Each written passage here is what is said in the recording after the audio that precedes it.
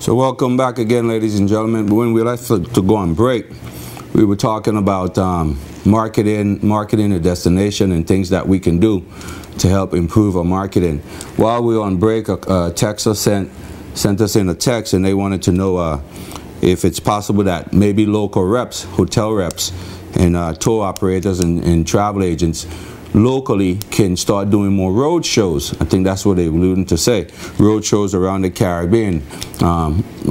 Texas, like a lot of us, believe that we are neglecting the Caribbean market and don't understand the importance and the potential it has. And so you're absolutely right. There's a lot that local reps can do. But I got to tell you, my head is big. And I believe that I have an idea, a plan, a program that you don't even have to leave this island to attract more tourism from the Caribbean. But if you do, there's a lot of destinations that you can go in and fairly exhibit your information. I mean, I remember 2 years ago, my wife and I were in Aruba. We stopped in Curacao for a day and a half, and she and I, we were sitting there on the beach, in one of the most popular beaches in Curacao, and I'm sitting there going, I gotta come up with this little magazine, a little book, and it could be all BVI. It could be all BVI, and you'll come down here, you get the tourist board to sponsor it. You come down here, and just a beach like that alone, if you saw the diverse group of people on that beach, I believe they would have been more cost effective to do something like that. Hand people small little books that have hotels and villas and restaurants and all kinds of information about the BVI. You could produce it really cheaply, and the tourist board again could sponsor something like that, and you'll be able to get those markets from Europe, from America, from around the Caribbean, and so you're right. We could do a lot. We could do a lot regionally. I remember 2 shows ago, one of our callers had a suggestion that during carnival time, during events, when music fest, a lot of folks that live in the BVI are not from the BVI, and they have extended families that are outside the BVI. I hate to say it like this, but we could utilize those same folks by offering them, visa waiver program just for the 3 weeks to come in and enjoy our festival, enjoy the island, spend time with their family. Obviously, when they're on the island, they have to spend money. You understand? So there's a lot of things we can do. There's a lot of things we can do to improve our tourism product. But our market is North America, Europe. We focus heavily on those markets. We do a lot of marketing. The marketing there's nothing wrong with the marketing. We do a lot of marketing. But in my judgment, the problem is not our marketing. The problem is our sales technique. How do we sell them? How do we commit them? That's where we're lacking. We have to find ways to commit people. And we need our own army.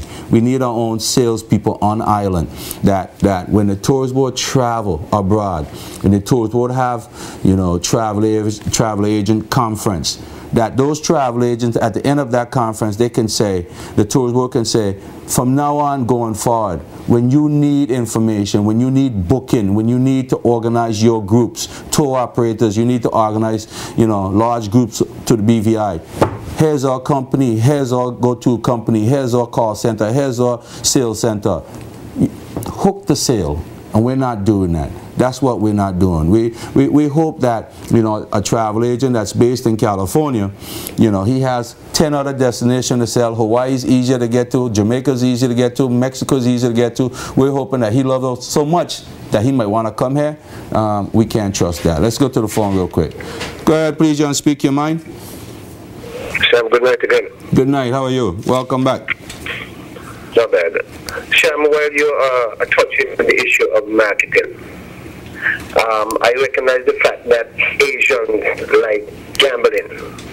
And it is funny that we are pussyfooting around with the possibilities of getting some kind. I mean, look at Mario on that new wing. Wouldn't it have been great if Mario had a little casino inside here?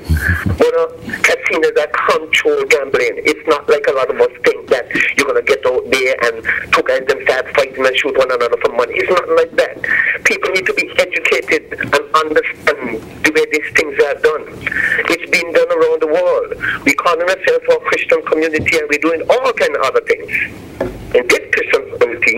And the thing that is going to boost our economy, we are pussyfooting around with it.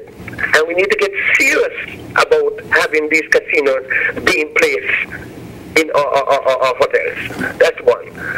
I think I touched on your show some time ago in relation to properties, and it struck me badly when I observed that there are a number of real estate outside owned who have really no interest in our country per se, but just to make money. And somehow they're getting our people to sell the property to them. And when you don't sell it, you can't get it back, you know. And if they buy for 10 cents, you don't have to pay $1 for it. It's gone high price. What are we going to do about this? Who are these people? How are these people getting trade license to come and basically abuse our properties? That's how we look at it, you know. It is an abusive system whereby you come in, you pay $10,000 for property, and when you sell it, you sell it for $100,000. And the local man who wants a piece of property to build his home, his first home, he can't afford to buy it. It's out of his reach. When are we going to do something serious about these issues? Carla, let me hit that real quick. I'll tell you something. In my judgment, it's called prospecting. There's another word for it. You know, we are at a disadvantage right now because a lot of people that come in this country, the people who love it, oh, I love this, can I own a piece of land? They have money. They come in with a lot of money in their hand, and like you said, they buy it for nothing. They have a plan. They say they're going to help boost the economy. I believe when people buy property, it should be people from outside we're talking about now. They should have one or two reasons. A, you're going to invest in a tourism product. You're going to use that home strictly for selling, developing, you know, marketing the territory because you're using it as a villa. Or B, you said to the country that you're at a point now financially you don't need to do anything else. You just want some place to retire. The problem is there's no enforcement in our local system. We have our government official who enforce vendors on the beach, but we don't have any position with our trade department where they're going around and committing these people who have these homes here to really live up to their obligation. So yes, when people buy property, it put us at a disadvantage because here it is now, they buy that for $1, they turn around a year later when they're supposed to be living in it for the rest of their life, they sell it for $15. The thing about it is that the property that's next to it, our property, your property, my property, that's next to it, it may raise in cost, it goes up in value. But the idea is what you and I are alluding to is that when we buy and we move out, chances are they don't go, they don't move. They stay right there. And next thing you know, the value of everything goes up. And that's the problem right now. I think these real estate companies in this country needs to be examined. They need to really be looked at. Right now, we got 2 major real estate companies from around the world that are selling the BVI piece by piece, and we can't do anything about it. Look at the 2 big companies here. There's one on Main Street, and there's one down by BNF. Both of them are owned by international real estate companies that you and I will never, I mean, how else we could talk about that? You know what I mean? The next thing you talk about, real quick, my co-host is here, Courtney. Next thing you talk about casinos. Casinos is a brilliant idea if, again, if you're reaching for the Asian market, the Russian market, the Far East market. I personally think that the BVI would be more sustainable if we really go after the South American market. Canada hasn't been touched. Canadians have a lot of money to spend. We haven't really examined that. It's still a European market. It's still wide open. I mean, there's a lot of countries in Europe that we still haven't been touched, you know, so... Courtney, what do you think? Yeah, I was just going to say good night to everyone and try to see if I could weigh in on the discussions that the last caller just called in on. There's some very important issues, you know. I'm glad that he vocalized them the way he did because it gives us an opportunity to also weigh in on it and get other people in the community to think about it and start talking about it because it's a very serious issue. The real estate issue my question is, when will we get legislation to control this area? Right now, there's no real estate legislation on the books. In other words, a company could come in here and once they get a trade license, they're free to go ahead and do whatever they have to do. And I was personally affected by this more than 20 years ago when I returned here from New York, and I purchased a piece of land, and I ended up on Interpol watch list because people wanted to know where I could get that kind of money from to buy a piece of land. And you know, I'm saying all of this to say that we need to look at our country from that point of view, from the international point of view, where these same international companies that you were speaking about, if they were operating in another country, they would have to abide by the real estate laws of that country. We have no laws here to protect the buyer.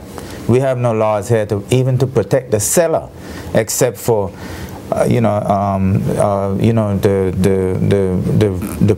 probably the regular business laws that would apply when you come to doing business.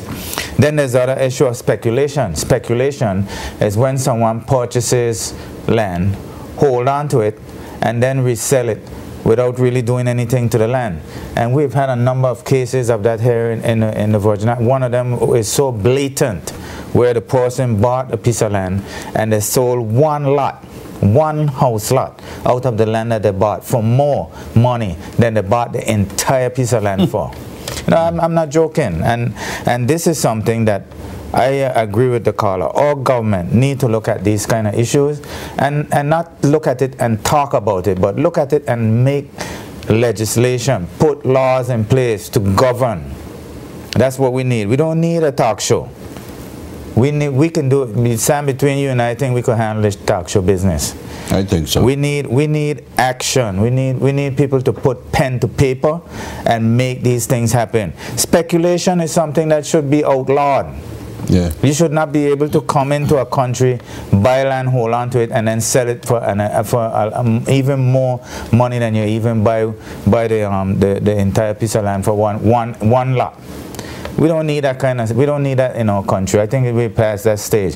There are too many issues to have to deal with that kind of thing. And I think the casino issue, I think it's a good idea that we started talking about the casino issue.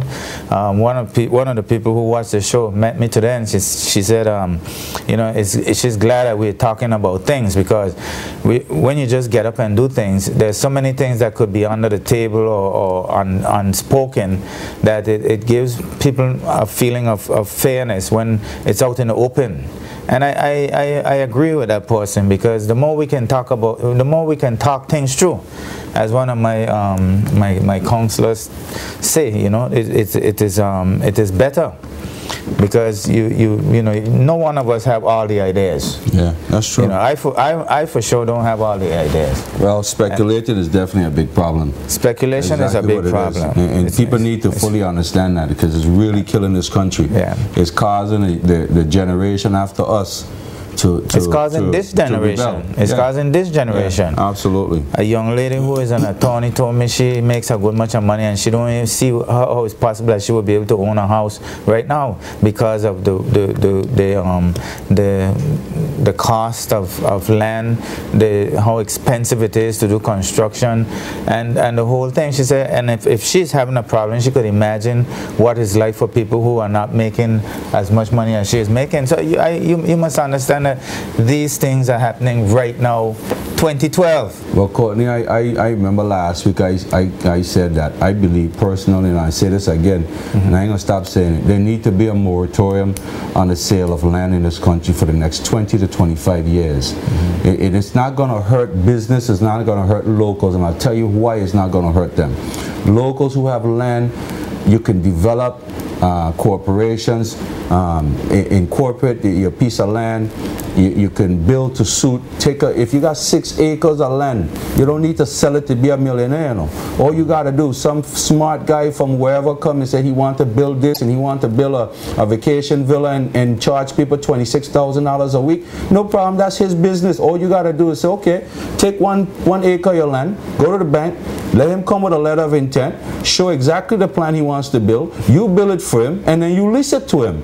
You lease it for him for 30, 40 years, and the money stays to you. It stays with you, and it stays with your family and your generation. And that way your kids them move forward from now for wherever, and they will be rich before you even know it. So you don't need to sell your land to be rich, folks.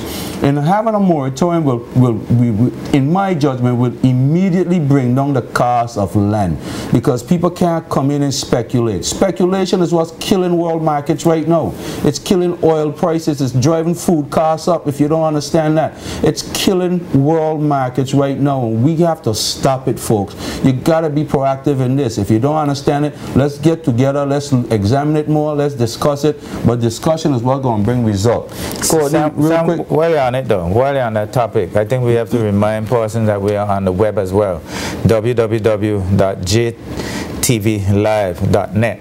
And why I'm mentioning that is because I know some people have abandoned property here in the Virgin Islands. And this is a good opportunity for those people who have abandoned property to get with their family members and do exactly what you were just talking about. Get that property active. Find a way to incorporate and invest in the property. Make the property into something. Don't just leave it there as abandoned property. And I know I'm speaking to, you know, New York, Florida, wherever you can hear our voice, because we're live on the net as well as on the show here live tonight. So appealing to the brothers and sisters out there to don't just leave your family property there dormant for years. Try and invest and bring it to something that could make money for the entire family. Another text that came in, Courtney, talked about casinos again. They said in St. Kitts, Marriott, this is how the Marriott is surviving during the off season. I'm not in St. Kitts, so I don't know. I don't really gamble like that, but I think, again, if we're talking about expanding our tourism reach to the Asian market, to the Far East market, a lot of business people that come in this country, at the end of their work day, at the end of the day, when they finish talking about investing $2, $3, $4 million in a shell company, they want to have entertainment. Two type of entertainment I've been exposed to and experienced with is they ask for nightclubs and they ask for, well, adult entertainment clubs and casinos. They ask me that all the time. That's what they want. They're looking for that. So if we're going to talk about expanding, that's what we have to look at. I personally think our Latin American market is probably one of the best markets that we could try to explore. Okay, we got a call. Yeah, good evening. You're speaking mine. Go right ahead, please. Yeah, good evening. Good evening. Good evening. Yes, I'm calling from Virgin Gorda. Oh, thank you very much. We'd like to touch bases with all the Virgin Islands. Yes, I would like to say this. In Virgin Gorda, we need a hospital. It is very, very important that we need a hospital in Virgin Gorda. Because when they have politics, the politicians talk very good, but they do nothing. Okay. So we need a budget because we pay a lot of tax and we get nothing in return. So please, are you aware don't let me talk, don't let me waste my time. I want you to put it in good writing for Virgin Gorda, and thank you very much. Thank you for your call, but have you had a chance to look at the budget? I see the budget is out there. Oh, she's already gone, but I was going to just say to look at the budget, and Sam, that is something we have to constantly do. Scrutinize the budget to see what the line items are. Let us look and see if there is a line item for the hospital in Virgin Gorda. Because that's how you know what the government has planned for the entire year. And she's correct. I agree with her 100%. Virgin Gorda is crucial to our tourism market and the people that live there. I have to add, and the people that live there, because sometimes we think that tourism is the only thing that happens in the country, but the people that live there as well as the tourists would benefit tremendously from a hospital being on Virgin Gorda. I agree, and I think it's, if you just look at the risk involved of not having a facility. When I say what I mean by the risk involved, if something should happen and you know there's no way to deal with the situation, you know it could end up as a tragedy.